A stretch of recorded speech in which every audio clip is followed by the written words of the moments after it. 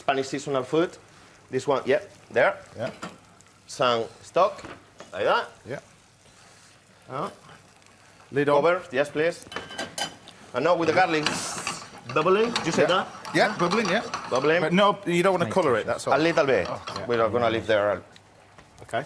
So this is, the book's all about sort of region to region then, yeah? Region, I divide the book in 5 regions. North, East, Central, and the South, and the island. Right. You got it there. Well, I thought you were adding a few more there. Can you imagine? My publisher, Kyle, is not going to be very The happy. publishers are going to ring. We missed out a chapter. Yeah, it's more about the ingredients. Right. Doesn't need to be a Spanish recipes, you know? I even do pasta with chorizo and mussels. So which region is this one from then? This one is from Central. And that Central of Spain as well. It's where I'm coming from, Extremadura. Lovely. Right. Now, the egg. The egg. Yeah. Like that. Okay. And cover. Some So salt. this is a tapas. You would just serve it in the pots then, I take it, yeah. As simple like that for Yeah. dinner. Beautiful. And just keep it like that. Easy as that. Now, of course, all of today's studio recipes include this one from Jose. You're on our website. Go to bbc.co.uk/Saturday Kitchen, and you find dishes from our previous shows at bbc.co.uk/recipes. Right, I know you want to put some... It's there. This Now, stuff, The so- pimentón. So, Yeah. this is... You can get... Is that the smoked one? This is the smoked one, and it's sweet. You have sweet, bittersweet, and hot. Right. I think hot here is going to be too much. Because you've got you the know. chili flakes in there as well. And now, the garlic. Oh, the vinegar. That's sherry vinegar. That's lovely. Yeah. And it's almost ready. Now, tell us about your restaurants then, because you've got a little... They're expanding. No anymore. Not anymore. You've No stopped- anymore. Right. I think I did very well. Right. Two restaurants, 1 book, and that's it. And that's it for you then, is it? At the moment. Yeah. Parsley is there. We are going to take it out. The wings from the fryer. What's this on my piece of paper? You've won a... You've been named Harper's Bazaar On-Trade Personality of the Year. Amazing. What does that mean? I don't know. For me, it's amazing to be there, recognized for that magazine. I had an award last week for What? Best Woman's Gadget in the Kitchen. But you are gorgeous than me. Look at me. Your blue eye. Take that. Take it as a compliment. No, but the restaurant is doing well. I have to say, Pizarro is amazing. Jose, the tapas bar is just unbelievable. Yeah, it's happy days. Check that out. Happy days. Yeah. Yes, like that. So that's the garlic, chili, paprika going in. Parsley. Parsley, please. The bowl. These are delicious. They are good. Some more salt. I think the egg should be ready. Just Turn it up a little bit. a little bit more. Yeah. And just start plating. And how quick was that as well? Absolutely. It's a beautiful, can you imagine, days like today, summer, you need something like this. Sitting outside in the garden, glass of beer or cava. Yeah. And just heaven. Yeah, I hear you. Heaven. Like that. Sounds good. And then we've got our egg, which is that great Like little egg, tapas. it's already done. Like that. Some more salt, I think. It's going to look nice. Some more parsley. And it is chicken wings al ajillo, we say that in Spain, with chili and garlic, and garden peas, now in season with jamón and egg. Don't forget the hamel Jamón. and egg. Yummy, yummy. I have to say, I had this in rehearsal. There's going to be a fight for these chicken wings. We are gonna leave the country without There's going to wings. be a fight for these chicken wings, but dive in. Tell us what you think of that one. So, I think mix. Any mix particular way do you everything. want don't worry about the egg, just dive into Yeah, the I'll go chicken straight wings. in. Just the hot. It's very hot. Yeah. They're beautiful. Yeah. And how simple is that? Just Really, again, on a day like today, it would be perfect, you know what I mean? All the lads outside, a few beers, serve these out. Danny, don't pick it up too much. There'll be no chicken wings left in any supermarket anyway. There I'll you go. fight you for these. Right, well, at least dive in. Let's go back to the International Wine Fair to see what Peter Richards has uncovered to go with Jose's tasty tapas. I'm diving in. I didn't see any of that. I've been eating the chicken wings, but they're delicious. We are having cava. Yeah. Lovely. I think delicious. mine and Peter are going so well. Is that what with, you pick with this? Is it? I think goes very well. But like day like today, I love chicken wings, a beer, perfect. But it's amazing choice. Sounds Thank great. you, Peter. Happy with that? I'm over the moon, yeah. Yep, delicious. Ken? Fantastic. I see a lot of dishes on this show, and that's the one dish I will actually do myself. Really? You're gonna- Fantastic, really good. Thank There you. you go, you've got to hurry up because the chicken wings are going to be none left. Right. Not here, I mean, now it's in the supermarket. Listen, I'm not using these to eat. These are actually weapons. Now we've reached the chicken time in Celebrity MasterChef, so let's find out who stays and who goes home. Delicious.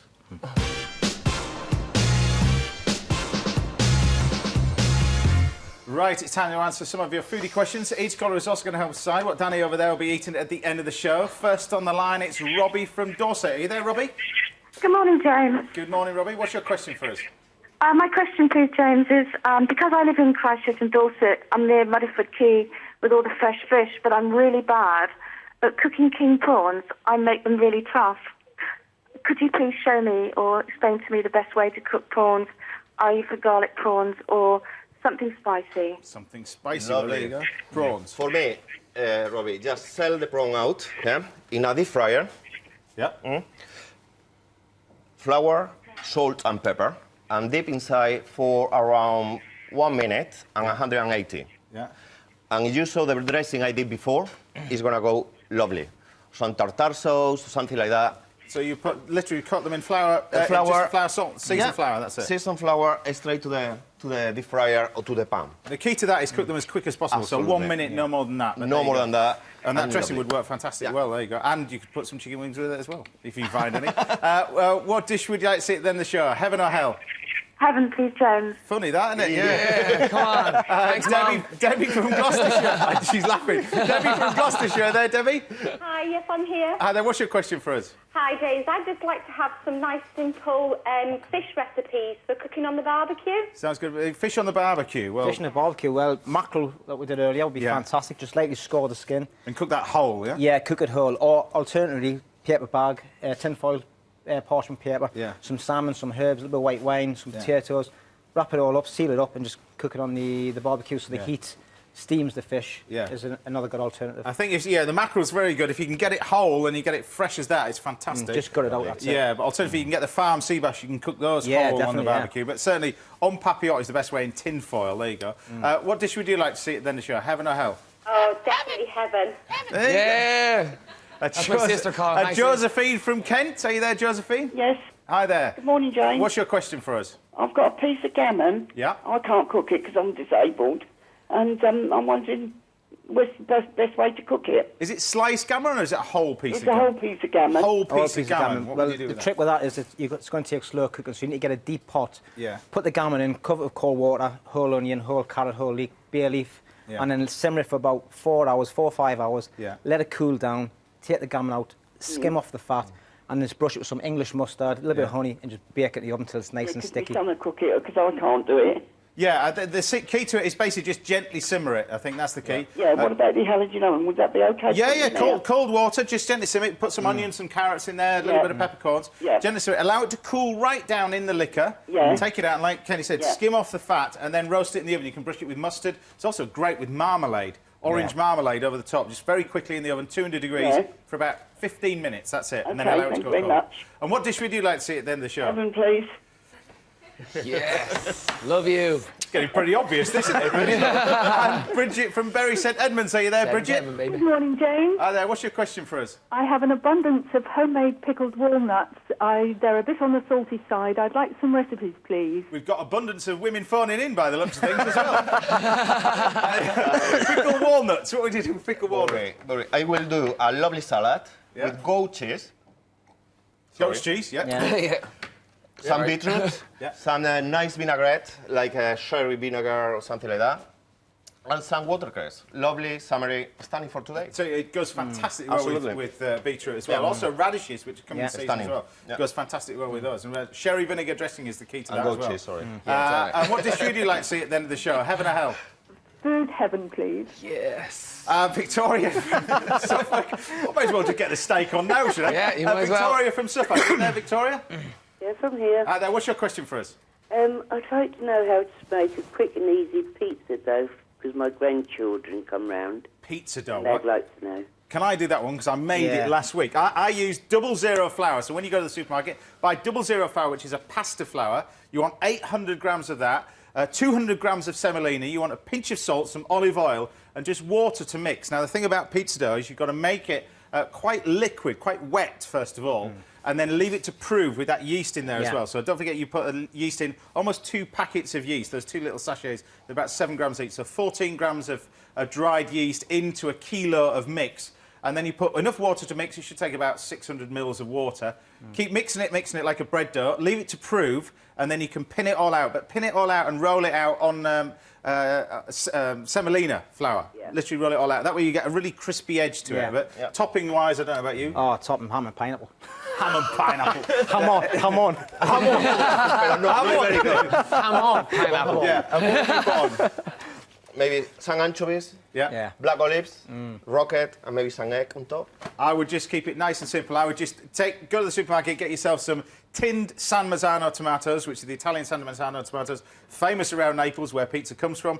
Blitz them in a food processor, and then spread that over the top. Proper buffalo mozzarella over the top. Pecorino cheese is the key to it as well, grated. There's a little bit of peanut oil over the top and some fresh basil leaves in a really, really hot oven, as hot as the oven will go. And there, it should do the perfect pizza. There you go. What dish would you like to see at the end of the show? Heaven or hell? Well, firstly, you've got my address wrong. It's Sudbury. All right, OK. Sudbury. That wasn't me. It's the girls in the... I'm sorry to upset that young man there that's going, I'm going to go for heaven. Yeah! Oh, you had me on the edge of my seat there. It was always on the cards. Right, let's get down to business. All this come on the show, battling out against the clock and test how fast they can make a 3-egg omelette. Kenny, on the board with 34.76 seconds. Not bad. It's not good. Not good either. I was going to say that. Jose, 28 seconds with 88 over there. Not too bad. Middle of the board there. I think you can go any quicker. Let's put the clocks on the screens, please. Right. Are you ready? 3-egg omelette cooked as fast as you can. Get your hands out of the butter. 3, 2, 1, go. Right.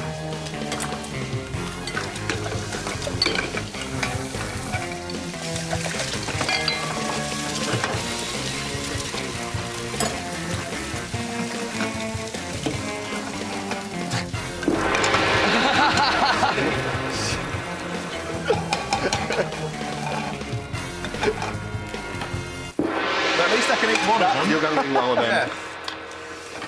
Yeah. This one's still clucking, isn't it, really? It's quite nice on the middle. Yeah. With some ham, maybe, no? Yeah, some ham. Some ham. No amount of hammer will be able to... Right. Jose.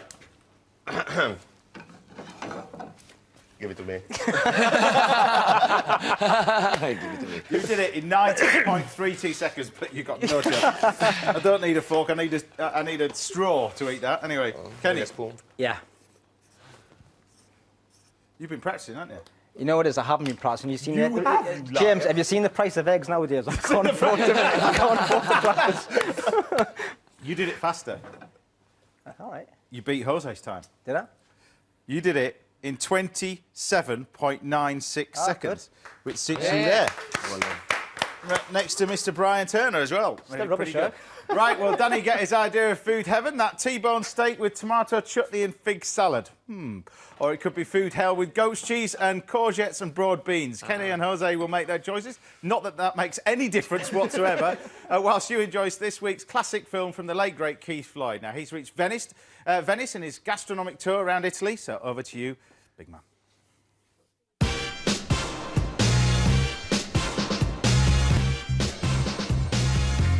Right, it's that time of the show where we find out whether Danny should be facing food heaven or food hell. Food heaven would be this mighty T-bone steak with tomato chutney and some bibletti salad, roasted onions and some char-grilled figs. Food hell would be goat's cheese with some asparagus and some broad beans. No matter how much I tried to big that up, it was no chance. Because even these two decided to choose food heaven as well. There you go. So that's what you've got. So we'll lose this out of the way. And we're going to, first of all, make some croutons and get this steak on. The croutons are for our salad. So, first off, we've got our T-bone steak. The reason why it's called T-bone steak, that it's in the shape of a T. There you go. Partly sirloin, partly fillet. That's the part of this that we want. And it's a cut that's actually not on the menu quite a lot now, as much as often it should be, I don't think.